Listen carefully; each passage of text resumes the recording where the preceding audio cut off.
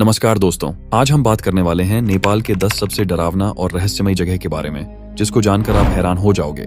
दुनिया भर में हमें अनगिनत रहस्यमय और डरावनी जगहें मिलती हैं, लेकिन आज हम बात करेंगे उन नेपाली स्थानों की जो हमें अपनी अद्भुतता और रहस्यमय स्वरूप से हैरान कर देंगे। यहाँ हर पहाड़ी की गोद में छिपे हैं कई अज्ञात गुप्त स्थल, हर नदी के किनारे बसे हैं कई अनसुने किस्से। नेपाल, जिसे धरती का शिरोमणि कहा जाता है, भूतिया कहानियों और प्राकृतिक रहस्यों का घर है। इस वीडियो में हम आपको ले जाएंगे वो 10 रहस्यमय स्थान जो आपको हैरान कर देंगे और आपको नेपाल के अनसुने रहस्यों के साथ जोड़ देंगे। इन डरावनी जगहों पर हुई किसी भी घटना को तथ्य या मिथक नहीं माना जा सकता, क्योंकि ये उन लोगों के अनुभव हैं जो इन जगहों पर गए थे। आइए शुरू करें। दोस्तों, वीडियो में जाने से पहले चैनल को सब्सक्राइब जरूर करें ताकि आप लोगों को हमारे हर वीडियो देखने को मिलते रहे। तो चलिए वीडियो को करते हैं start. Number 1, mount Everest, Nepal. दुनिया के सबसे ऊंचे पर्वत माउंट एवरेस्ट का घर है, जो दुनिया भर के पर्वतारोहियों के लिए एक महत्वपूर्ण आकर्षण है। हर साल दुनिया भर में 35,000 से अधिक पर्यटक इस विशाल पर्वत का अनुभव करते हैं। 1924 में एक अंग्रेज पर्वतारोही एंड्रयू कोमिन इरविन ने माउंट एवरेस्ट पर 1924 के ब्रिटिश एवरेस्ट अभियान में भाग लिया। इरविन और उनके दोस्त जॉर्ज मैलोरी पहली बार एवरेस्ट पर चढ़ रहे थे। कुछ समय चढ़ाई के बाद इरविन और मैलोरी एवरेस्ट की उत्तर पूर्वी सीमा पर पहुंचकर गायब हो गए। आखिरी बार लोगों ने उन्हें शिखर से कुछ 100 मीटर की दूरी पर देखा था। सालों साल तक उनके परिवार और दोस्तों ने एवरेस्ट पर उन्हें ढूंढने की कोशिश की और सैकड़ों असफल प्रयासों के बाद साल 1999 में बचाव कर्मियों को मैलोरी का शव मिला। हालांकि इरविन का शव कभी नहीं मिला। कहानी का रहस्यमय हिस्सा यह है कि माउंट एवरेस्ट पर चढ़ने का प्रयास करने वाले पर्वतारोही आज भी दावा करते हैं कि एंड्रयू इरविन की आत्मा एवरेस्ट पर भटकती है। वे कहते हैं कि इरविन की आत्मा एवरेस्ट पर्वतारोहियों के पास आती है और उन्हें हार न मानने और शीर्ष पर पहुंचने के लिए प्रेरित करती है। कई लोग मानते हैं कि आत्मा इस बात से संतुष्ट नहीं है कि वह दुनिया की चोटी पर नहीं पहुंच सका और इसलिए चाहता है कि अन्य पर्वतारोही भी ऐसा करें। नंबर 2, रानीबन, नेपाल का सुदूर पश्चिम इसके सबसे दुर्गम स्थानों में से एक है। और रानीबन की बात करें तो यह नेपाल के सुदूर पश्चिमी जिले में स्थित एक छोटा सा गांव है जिसे असचम कहा जाता है।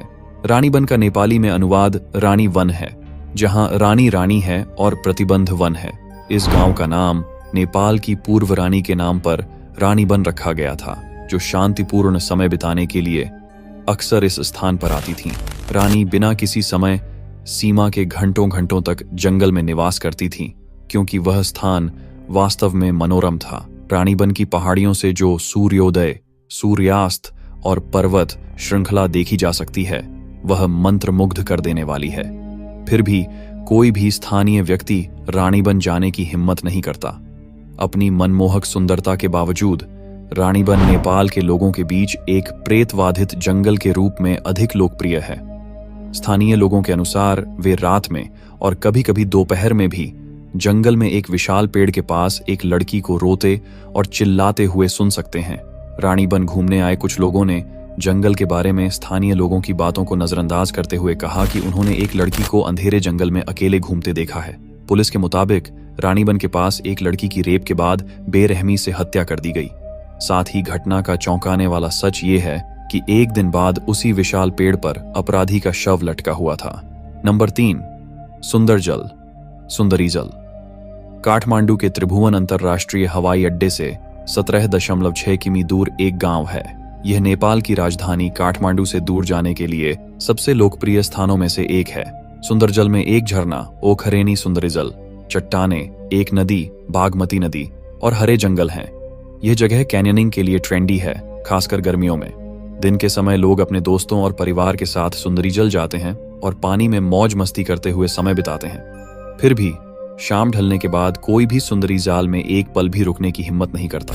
हर साल लोग तैरते समय नदी में डूबकर और सुंदरजाल की चट्टानों से गिरकर मर जाते हैं। राष्ट्रीय समाचार पत्र द हिमालयन टाइम्स के अनुसार 23 जुलाई 2017 को तैराकी के दौरान लापता होने के बाद स्थानीय पुलिस ने एक 25 वर्षीय युवक को मृत पाया। इसी तरह राष्ट्रीय समाचार पत्र माई रिपब्लिका के अनुसार सुंदरजाल का एक लापता व्यक्ति 15 सितंबर 2017 को नुआकोट की नदी में मृत पाया गया था। स्थानीय ग्रामीणों के अनुसार कई लोग नदी में तैरते समय मर गए, बाहर निकलने की कोशिश कर रहे थे लेकिन असफल रहे। वे यह भी कहते हैं कि नदी तैराकों को डुबो देती है क्योंकि मृत लोगों की आत्मा नदी में भटकती है। इस प्रकार दिन की तुलना में अंधेरे और रात में मृत्यु दर अधिक होने के कारण लोग शाम तक वहां रहने से बचते हैं, इसलिए शाम के बाद पर्यटक वहां कम ही रुकते हैं। नंबर 4, नेपाल का शाही महल। अब का संघीय लोकतांत्रिक गणराज्य नेपाल 2008 तक नेपाल साम्राज्य था। 28 मई 2008 को नेपाल की संविधान सभा ने 240 साल पुरानी राजशाही को रद्द कर दिया और देश को संघीय लोकतांत्रिक गणराज्य नेपाल घोषित कर दिया। देश के इतिहास की सबसे दुखद घटना नेपाल के रॉयल पैलेस में घटी।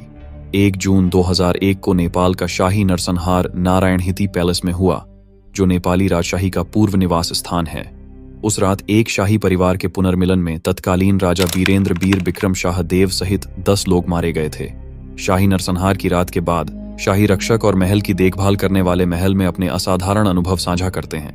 गार्डों का कहना है कि उन्हें रात में गोलियों की भयानक आवाज और लोगों के रोने की आवाजें सुनाई देती हैं और उन्हें अपने आसपास किसी की मौजूदगी का एहसास भी होता है। जिन लोगों ने शाही महल में इन असाधारण गतिविधियों का अनुभव किया है, वे अक्सर कहते हैं कि दिवंगत शाही परिवार के सदस्यों की आत्माएं अभी भी उस स्थान पर भटकती हैं और न्याय मांगती हैं।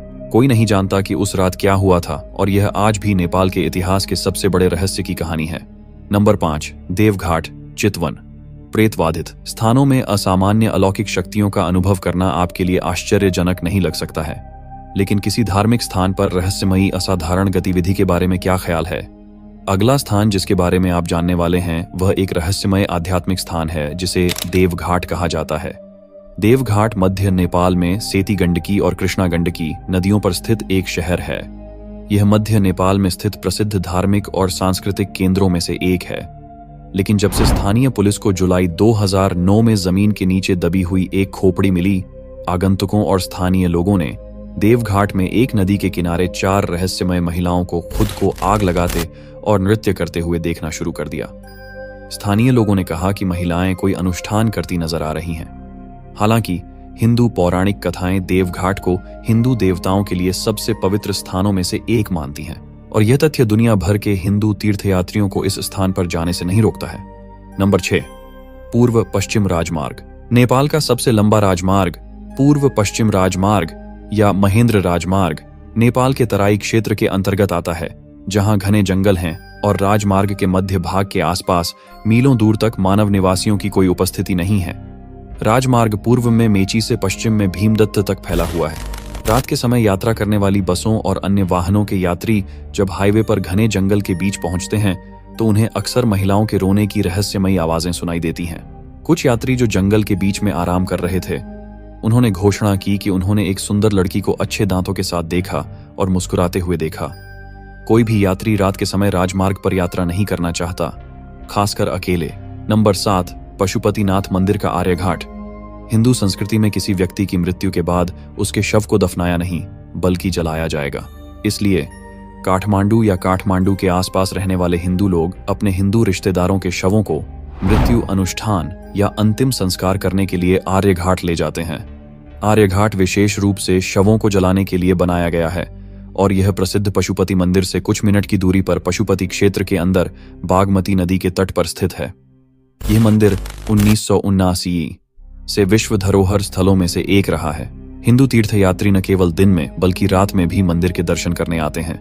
दिन के विपरीत आधी रात को आगंतुकों को अक्सर आर्यघाट के आसपास अकेले बैठे हुए भी किसी की उपस्थिति का एक अजीब एहसास होता है। ऐसा कहा जाता है कि आत्माएं नदी के किनारे, घाट और पास के जंगल में तब तक घूमती रहती हैं जब तक कि अंत्य संस्कार या मृत्यु अनुष्ठान सख्ती से नहीं किया जाता है। नंबर 8, मुगलिंग नारायण घाट रोड, एक और सड़क कहानी। नेपाल के केंद्र में परिवहन का यह मार्ग है।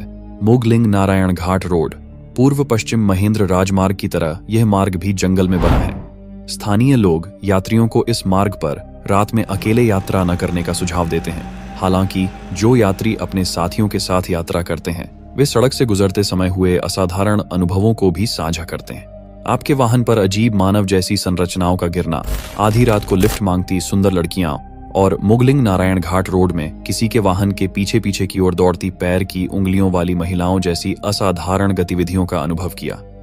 स्थानीय पुलिस के मुताबिक यह जगह कभी एक डरावनी जगह थी जहां अक्सर अपराध और क्रूरता होती थी।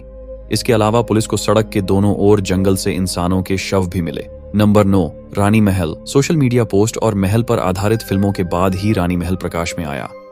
रानी महल को नेपाल का ताजमहल माना जाता है क्योंकि जनरल खड्गा शमशेर राणा ने इसे अपनी पत्नी की मृत्यु के बाद उनके लिए बनवाया था। 1887 में खड्गा शमशेर को पाल्पा के पश्चिमी कमांडर इन चीफ के रूप में नियुक्त किया गया था और कमांडर इन चीफ के रूप में काम करने के लिए उन्हें अपना शाही जीवन छोड़ना पड़ा। कमांडर और उनके परिवार के जीवन में सब कुछ ठीक चल रहा था, लेकिन एक दिन 1892 में उन्होंने अपनी सबसे प्रिय पत्नी तेज कुमारी देवी को मृत पाया। तेज कुमारी देवी उनकी पत्नियों में सबसे छोटी थीं और वे उन्हें बहुत महत्व देते थे। उनकी सबसे प्रिय पत्नी की मृत्यु ने उन्हें दुखी कर दिया, इसलिए कमांडर ने काली गंडकी नदी के तट पर अपनी दिवंगत पत्नी के नाम पर एक महल बनाने का फैसला किया। सेनापति ने इसका नाम रानी महल रखा। कई हिंदू लोग पास के नदी तट को घाट, शवों को जलाने के लिए एक विशेष स्थान के रूप में उपयोग करते थे, इसलिए कमांडर ने घाट का नाम रानी घाट रखा। 10 साल बाद खड्गा शमशेर राणा देश छोड़कर 1902 में अपने पूरे परिवार के साथ रानी महल छोड़कर भारत भाग गए। परित्यक्त महल ने धीरे धीरे लोगों का ध्यान आकर्षित किया जब स्थानीय लोगों ने एक महिला की आत्मा की उपस्थिति को देखना शुरू कर दिया, जिसे वे दिवंगत रानी तेज कुमारी देवी की आत्मा मानते थे। स्थानीय लोगों के मुताबिक वे उसके शव का केवल पीछे का दृश्य ही देख सके।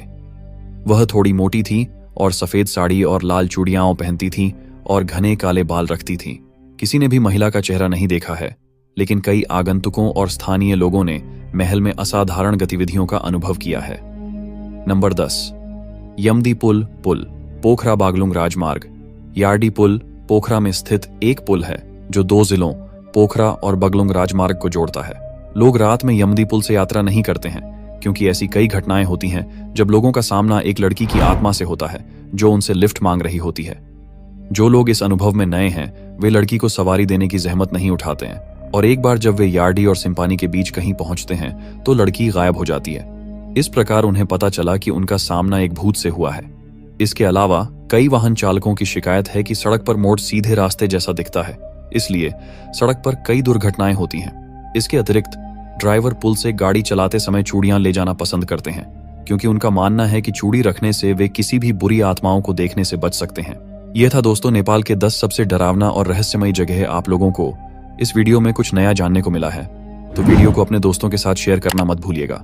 साथ ही चैनल को सब्सक्राइब जरूर करें ताकि हमारे हर वीडियो आप लोगों के पास पहुंचते रहे। तो चलिए हम फिर मिलते हैं। धन्यवाद।